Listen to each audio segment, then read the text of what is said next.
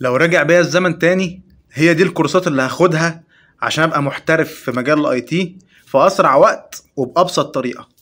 ازيك؟ طبعا كلنا او اغلبنا لما بنيجي نبدا في مجال الاي تي ونتفرج على فيديوهين ثلاثه كده على اليوتيوب بنتحمس وبنقول بس هو ده المجال اللي انا عايزه، هي دي شغلانه الاحلام اللي انا عايزها، انا عايز اعيش العيشه دي، انا عايز اشتغل الشغل ده، انا بحب المجال ده.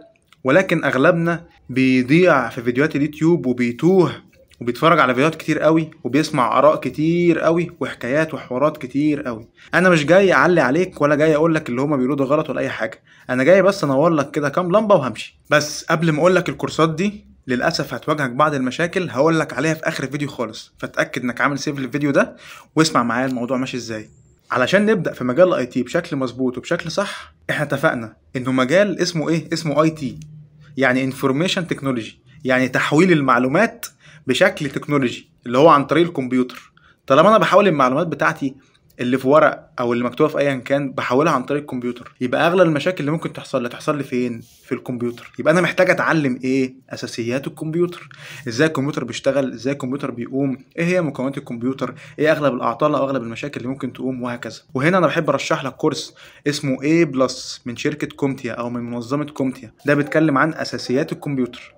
هتلاقي حد على اليوتيوب باشمهندس محترم جدا اسمه سامح رمضان، الراجل ده عامل كورس محترم وجميل جدا فيه خلاصة الخلاصة، محتوى كمان باللغة العربية وبالمصري كده لذيذ، فهتفهم منه وهتبقى مستوعب كل كلمة بيقولها. خلصنا اساسيات الكمبيوتر، طيب عايزين برضو نخش لسه في مجال الاي تي، عايزين نوصل اجهزة مع بعض، عايزين نوصل الطبعة، عايزين نبعت ملفات بين اجهزة مختلفة في الشركة بتاعتنا، عايزين نربط الاجهزة ببعض، عايزين نتحكم في الاجهزة عن بعد، وهكذا. فمحتاجين نعمل ايه؟ نعمل شبكة. فساعتها انت علشان تفهم بقى اهمية الشبكة، وعلشان تعرف اساسيات الشبكات، وعلشان تعرف اغلب الكلمات المشهورة زي كلمة اي بي، زي كلمة سبنت ماسك، زي كلمة جيت واي، زي كلمة دي ان اس، انواع الكابلات المختلفة، انواع اجهزة الشبكات المختلفة زي السويتش والراوتر اللي في البيت ده نوعه ايه، ويعني ايه فاير وول، وازاي اخلي الاجهزة تشوف بعض عن بعد باستخدام الكابلات دي كلها، وهكذا. الكورس اللي بيتكلم عن اساسات الشبكات ده كله كورس برضو اسمه ان بلس، برضو من نفس الشركه اسمها كومتيا، او المنظمه دي اسمها كومتيا، عاملين شهاده محترمه اسمها ان بلس فيها كل اساسيات الشبكات. واعتقد برضو في اكتر من حد كويس على اليوتيوب ممكن تتفرج عليه محتوى عربي او بالانجليزي. خلصنا الان بلس، عايزين بقى نامن الشبكه بتاعتنا، عايزين نامن الكمبيوتر بتاعنا، فساعتها هنخش على كورس سكيورتي بلس برضو من نفس الشركه ونفس المنظمه، وفي ناس كتير قوي شرحاه، بيتكلم برضو عن اهم الاساسيات والمبادئ اللي انت محتاج تعرفها في السكيورتي. اشهر 3 حروف محتاجهم في السايبر سكيورتي اللي هي السي اي اي، وازاي تعمل باسورد بشكل معقد، وازاي تعمل انكريبشن وهاشنج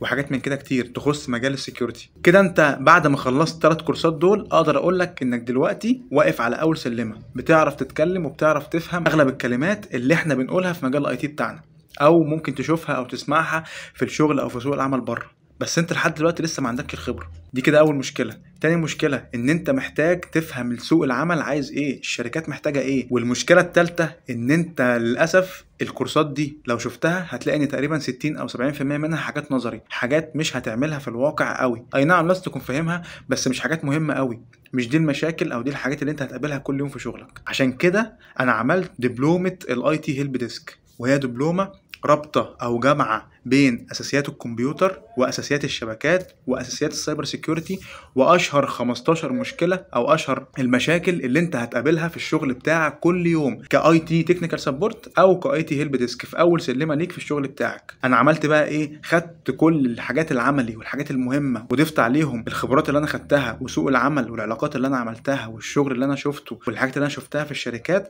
وحطيتهم كده كلهم مع بعض في مكان واحد، وعملت دبلومه الاي تي هيلب ديسك دي علشان تاخدك كده من ايديك من اول انت مش عارف اي حاجه في اي حاجه لحد ما تبقى عندك الخبره وعندك المعلومات العمليه اللي انت محتاجها في الشغل كل يوم، وجاهز كمان لسوق العمل ومعمول بالظبط زي ما الشركات محتاجه، لا ازيد ولا اقل. كل ده في وقت قليل، فيديوهات مسجله مفتوحه معاك لمده سنه تتفرج عليها في الوقت اللي انت عايزه يا معلم. وهتلاقيني بكلمك كل شويه اتاكد واطمن عليك، لو عندك مشاكل في اي حاجه نرد ونتكلم فيها مع بعض. وكمان بعد كده بعد ما تخلص الكورس هتبعت لي، ساعتها هقول لك نحدد مع بعض ميعاد الانترفيو ونعمل مع بعض انترفيو حقيقي بيني وبينك عشان اتاكد انك فعلا فاهم وانك فعلا هتعرف تجاوب وتعرف تفهم سوق العمل محتاج ايه وتعرف ترد عليه بالشكل الصح.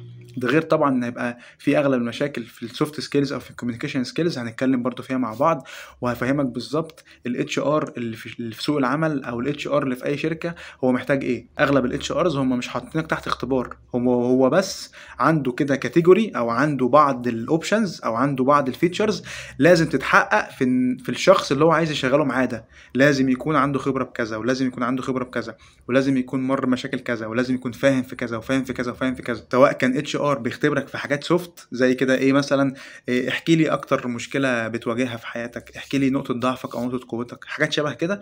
او لو في مهندس هيمتحنك تكنيكال برضه نفس الكلام، هو بيقيس فيك حاجات معينه، هو مش عايزك تنين، هو اهم حاجه تكون فاهم الاساسيات او البيزكس، وهي دي اللي انا حاطها لك كلها في الكورس بتاعي. بس يا سيدي لو عايز تشترك في الكورس هتلاقي رقم الواتس موجود دلوقتي على الشاشه، او ممكن احطه لك في الديسكريبشن بتاع الفيديو ده. كلمني وابعت لي على الواتس، هبعت لك كل التفاصيل، واشترك في الكورس اتفرج عليه براحتك، احنا مع بعض. ما تقلقش مش هسيبك ان شاء الله غير لما اتاكد انك اشتغلت وانك جاهز لاول انترفيو ليك في اي شركه.